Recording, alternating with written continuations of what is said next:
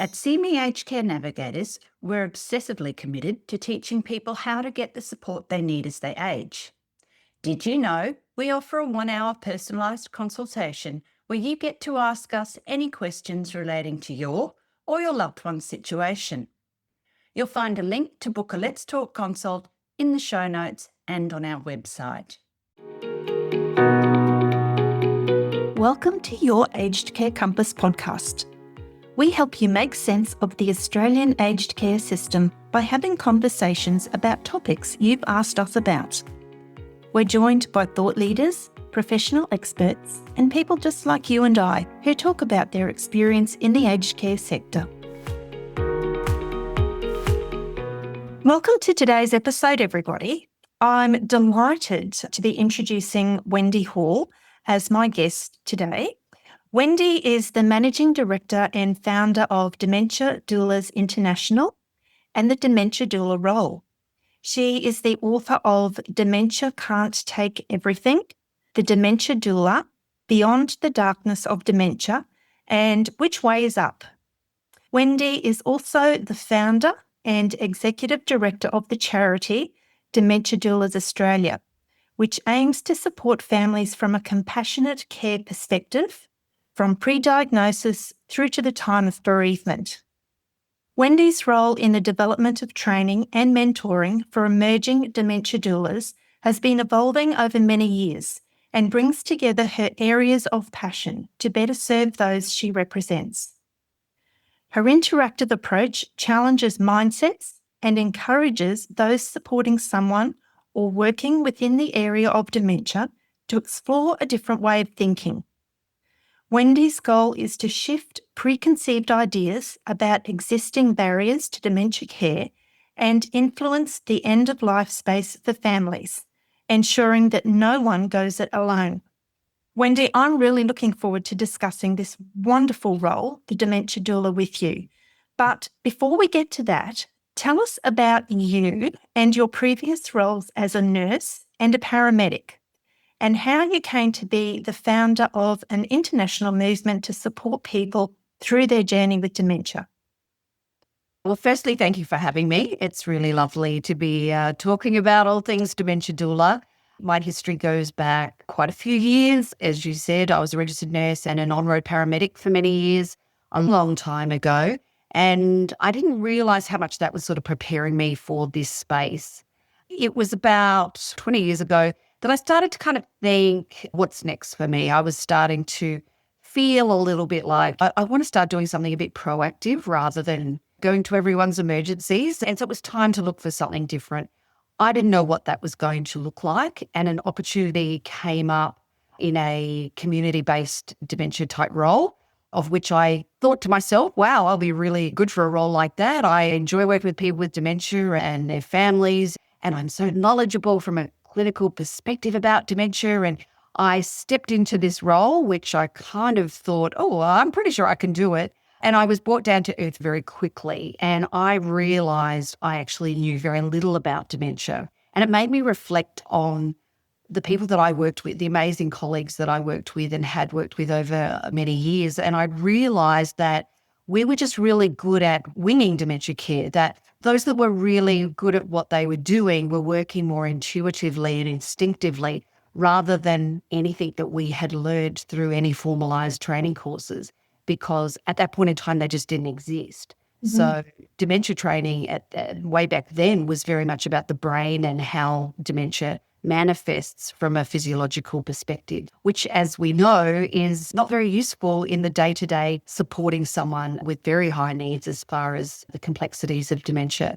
So I was on a very new path of learning, and I was fortunate to be working with people who were newly diagnosed, and I'd never actually had an in-depth conversation with someone with dementia before because I was so used to working with people in the latter stages. So my insights and my learning just went off on a whole new trajectory.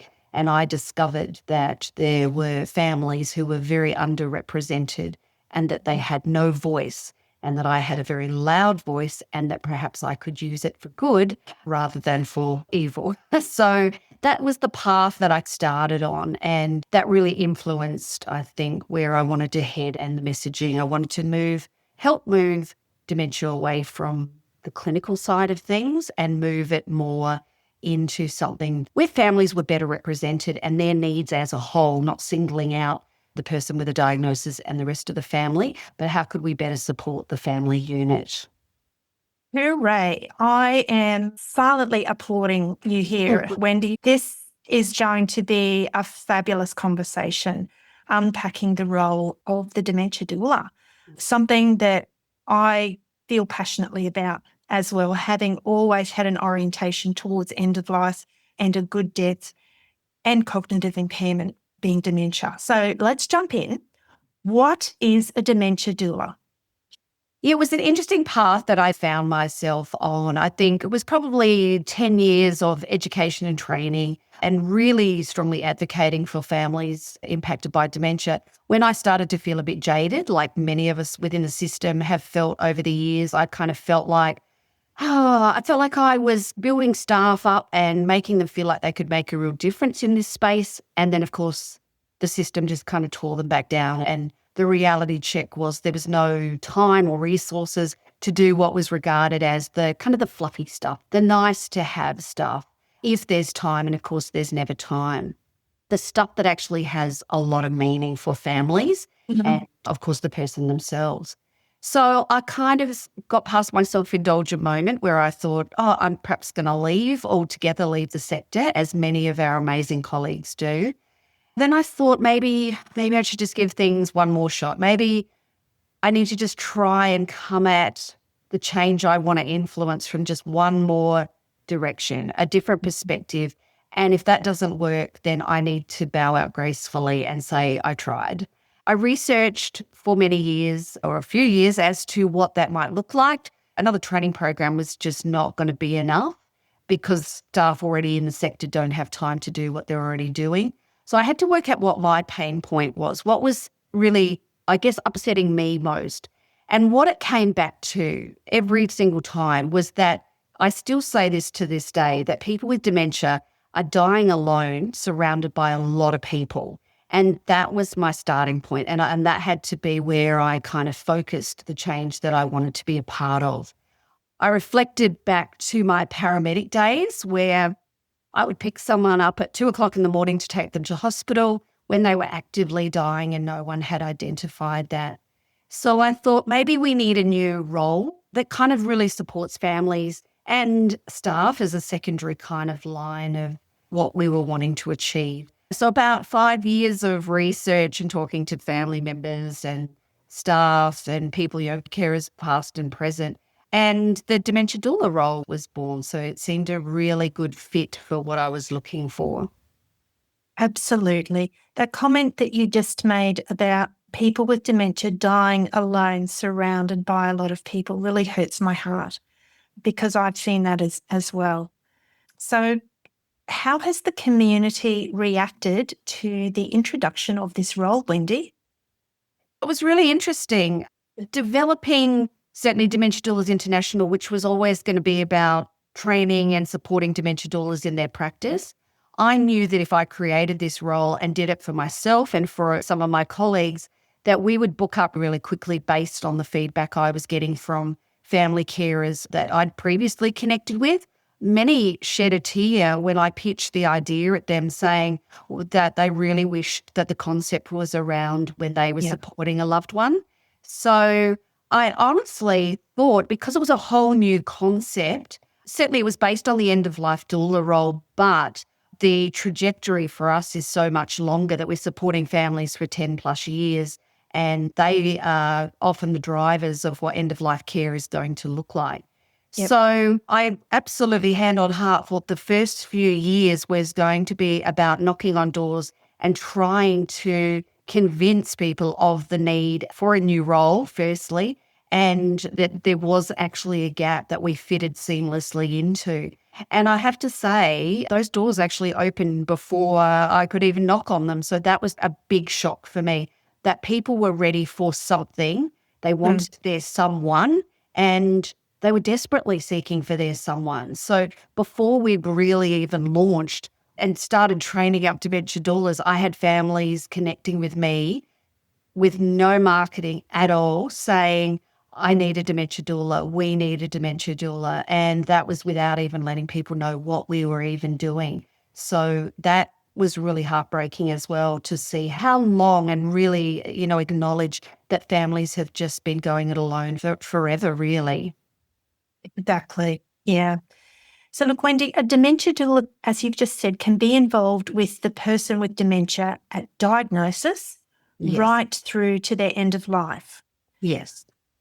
If it's possible to answer this, when is it that most people contact a dementia doula? Shortly after diagnosis, at end of life, both, somewhere in between? When would it be? It can be any time. And I think it comes back to when people hear about us and where they are on the trajectory. So for me, I thought that starting at end of life was going to be our natural starting point and that we would work our way back to the pre or post diagnosis kind of stage. I thought that was going to be our time, that we were going to have to really prove why we sat in that space, because there are so many service providers already there that are doing, amazing work. But it was interesting that from the beginning, we got pulled to the beginning of people who were newly diagnosed or families that were just trying to navigate and find their starting point. Because I think so many service providers are out there, but they are actually for different times, even in the early stages. So obviously we have our major helplines that are out there, but people were wanting their person, just someone to help slow everything down and make sense of what was going on. And they weren't necessarily ready to dive into utilising services or trying to work out what was going on. They just wanted to work out what this diagnosis was going to mean for them as a family. Absolutely. Yeah. So in the early stages, say shortly after a person is diagnosed with a dementia, how would a dementia doula support them and their family? So again, we do not try or pretend to be everything to everybody. We want to be that safe space for families that we're always in the background. So I've had clients where I haven't met with a family. It's been 2.5 years since I've kind of had any connection with them. So they know that when, things get a bit wobbly or they've got a few questions that, that they can just call me and I can kind of step in and just work out what is there, what's next, where are they heading next. So in those early days, I often find that our role, because again, there's a lot of good services out there, but it doesn't mean families can easily find them or tap into them, particularly because they are in a heightened state of stress. Things are moving very fast. So the gift that we bring to families right at the beginning is to slow everything down. We slow everything down so that families can just take a breath and try and take in the enormity of what's actually happening for their family. And what I always say, particularly in our training programs to our dementia doulas, is that I always think of that when I'm sending a family member to a service or recommending a service provider, often I'm recommending a person in that service. I want to know that the services that are receiving our families are going to give them the same kind of welcome mat that we do, that where they're going to make them feel like we make them feel. And we don't just send our family, we don't say, oh, try this number, that's where you need to head next. We always send our families with, I always have this picture of an imaginary bungee cord so that when their needs are met, they kind of bungee back to us. They come back to us, not necessarily to connect, but they know that, okay, my need is met, we're okay for now, and Wendy's still there in the background for whenever I need her next. So we don't just handball people and then say, see you later, good luck, which is what many of us have had to do in previous roles, just purely based on funding and the nature of the programs we were working in. DaVita provides high-quality, person-centred home care that empowers individuals to live their life their way. For more than 20 years, DaVita have proudly delivered the highest quality home care to ageing adults across Australia. Each person is unique, and DaVita creates a circle of care that places the older person at the centre of a holistic support system. Whether someone needs a friendly companion, personal care, or specialised support, their care is tailored to individual needs. Their caregivers are skilled, compassionate, reliable and adaptable. All caregivers are thoroughly screened, fully insured, directly employed, and receive comprehensive ongoing training. DaVita provide home care in the place you call home, whether this is your family home, an independent living village, or residential care. DaVita don't just want to improve someone's day, they empower individuals to live their life their way. For more information, visit their website, davita.com.au.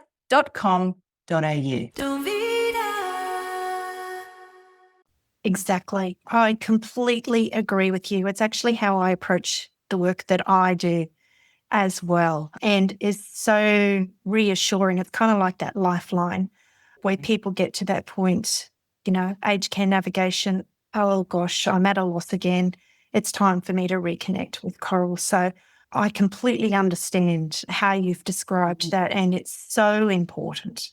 Yeah, definitely. We just got to really look after our families. And Absolutely. and just on that as well, that if we connect with someone in a particular service and they move, I'm more likely to follow that person because I just know that they're our person. They're your person. I know you have that connection. Yeah.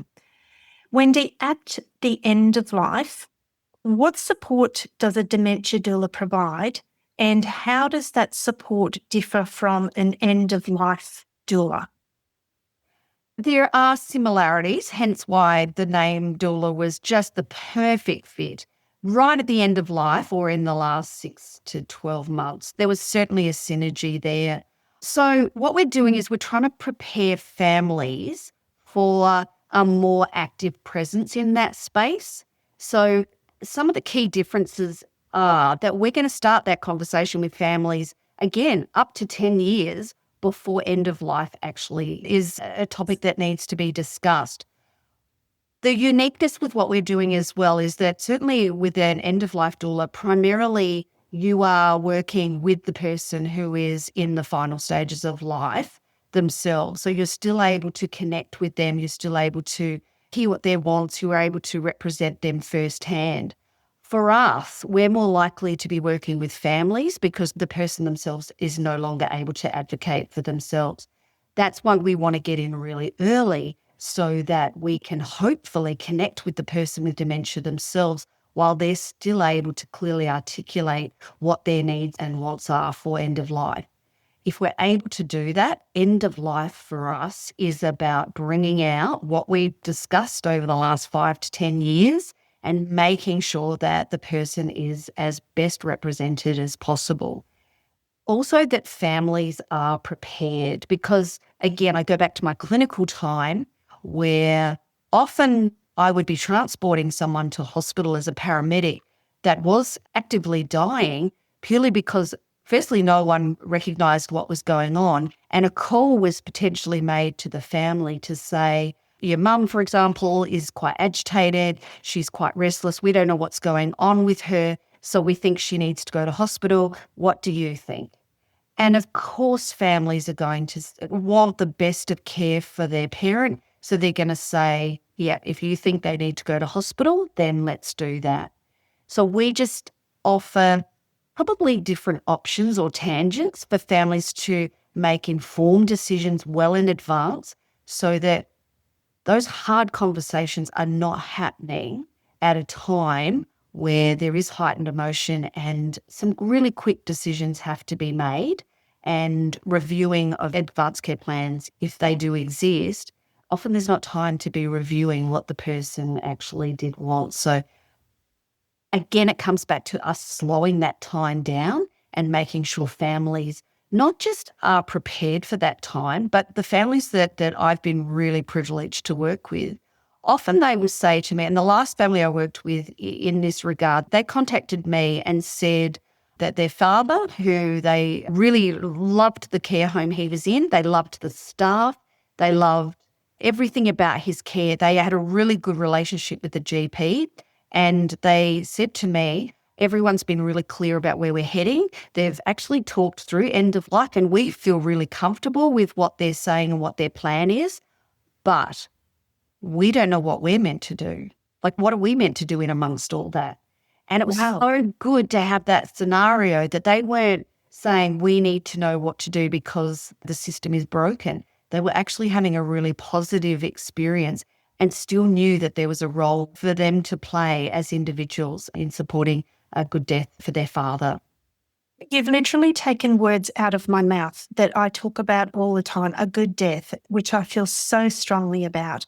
And it speaks to a bigger conversation that we need to have, that obviously we're not going to have it today and it'll probably have to hold over to next year, but being comfortable with end of life and being comfortable with death and understanding that, and that all comes together as a good death. That's what a good death looks like.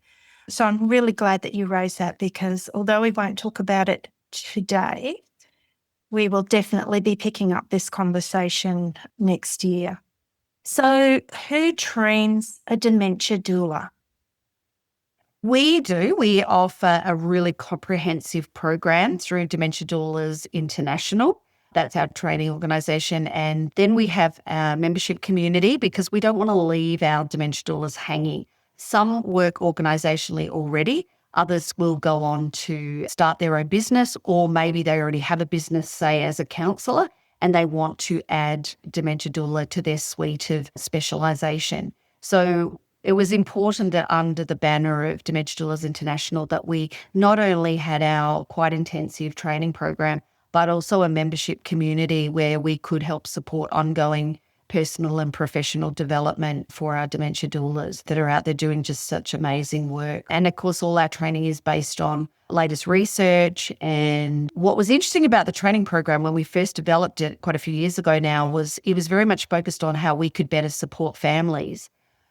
Over the years, we have had to change things a little bit because we didn't realise we had to actually incorporate elements that were really important to the dementia doula themselves. Often we're attracting amazing individuals who care. And unfortunately, when you are a caring person, as you know, sometimes there's not an off switch. Sometimes it's hard to say no because everybody needs you. And the guilt that we feel when we can't be there for people is just so huge that we show up anyway.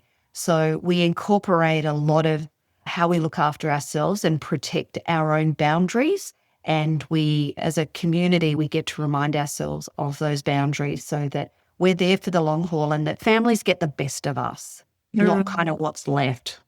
Yeah, fantastic. And how do people find a dementia doula practitioner? Is there a national database of practitioners?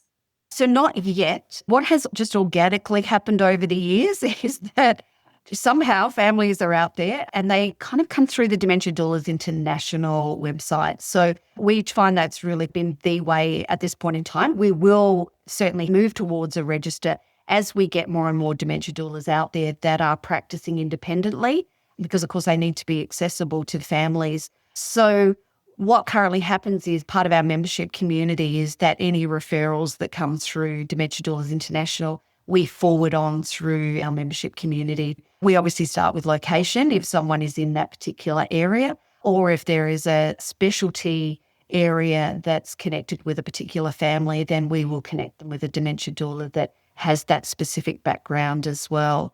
With our charity, Dementia Doulas Australia, we're noticing that we're getting inquiries come through there as well, looking for a dementia doula. So it's kind of like people are just determined to find care. So we will certainly move towards a register at some time in the future. But at the moment, people can just find us through either organisation. And we'll have those links in the show notes of this episode as well. So can the support that a dementia doula provides be offered via a telehealth consultation, Wendy? Yeah, absolutely. And that's one of the other reasons while our numbers were quite low, again, historically, we're certainly building up our numbers in Australia now. But because telehealth is absolutely an option, we didn't want people to feel like, oh, there's no one in my immediate area, so I can't access one. So a lot of our dementia doulas are accessible and set up to be able to meet with families online. And that's even more relevant when, say, for example, you have a parent with dementia and the family member that wants to actively be involved is actually in a different state. So, yeah, we want to make sure that we can link up to people. And apparently I've heard from some of our dementia doulas that I wasn't part of this, but they had initiated a 3-way online conversation with a family because these 3 dementia doulas came with, one was locality, one was home care provided. So they had some additional resources they could add. And then in another state, we had a dementia doula that was a counsellor. So one of those dementia doulas brought the 3 of them together to best support one specific family. So we're very resourceful. You absolutely are. It makes it, I have a similar model, and I've said right from the get-go that no older person should be disadvantaged because of their postcode, that location lottery. And when I'm doing a consult, I will often have 3 or 4. I've actually had 5 siblings on a telehealth consultation with me, and it just makes such a difference. Everybody gets the opportunity to say how they feel, say what they think. We have a discussion. I can moderate that discussion. And at the end of that consultation, everybody actually agrees on the plan. I'm not saying that they all are entirely comfortable with it, but we've threshed out the pros and cons in the kind of work that I do and the plans that we prescribe for our clients. I just think it just makes such a difference really to the family caregivers because there's no uncertainty, there's no confusion, and they actually all feel well supported. Yeah, and respected. Oh, most definitely. And we find that's exactly how things play out for us. And if we can get in early enough, we get to really explore what those individuals, what role they actually want to play, not the role they feel they should be playing, because we know that statistically a lot of those family members are not going to be there still at the end because of their own, the grief, the loss, the no one there to support them. So it's really important for us to work out why a family member is there and how actively or stand back they want to actually be. We just want them to still be there as a family unit at the end. Absolutely. So I know you've been doing a lot of work highlighting this role with both community and residential aged care providers. How has the aged care sector responded to incorporating the role of a dementia doula within service provision? Yeah, so that's a good question because we know that moving forward, the role needs to be embedded in both. What's really interesting is that we have had some home care providers that have had us come in and train up some of their key staff as dementia doulas, and that's been a really important part of their service delivery model. Higher care has been more challenging, and it's not to say we haven't had the interest. I think there's just been a little bit more red tape to have to get through. So we kind of find those key managers that are really keen and can see the vision. But having said that, we are in talks with a couple of organisations currently that are exploring actually having the role included in their staffing model. It's always interesting to note, though, that a lot of our dementia doulas are working in higher care and have done the program. So they're almost like little cells that are ready to pop up as soon as their organisation announces that they are actually recognising the role in their staffing model. I think there'll be a lot that won't realise they've actually already got some dementia doulas ready to go. But yeah, we're really excited with some conversations that are happening presently. So we can't wait to hopefully announce that we've got our very first higher care provider here in Australia with dementia doulas actively as part of their staffing model. So stay tuned. Awesome. I'm so excited for you. That's just so exciting to hear. Yeah. Wendy, thank you very much for the pioneering work that you're doing in this space of supporting people with dementia and their families. Listeners, if you'd like to know more about dementia doulas, we have the links in the show notes as well as the links to Wendy's social profiles. Congratulations on your outstanding work and for the courage and tenacity it takes to design and implement such an innovative service, Wendy. And thank you for joining me on the show today. Thank you for having me. Thank you so much. Thanks for tuning in to another episode. Do you have a topic that you'd like us to cover on an episode? Please reach out and let us know via social media or our website. seemeacn.com.au. That's seemeacn.com.au. All the links are in the show notes. And don't forget to hit the follow or subscribe button so you don't miss any of our upcoming episodes.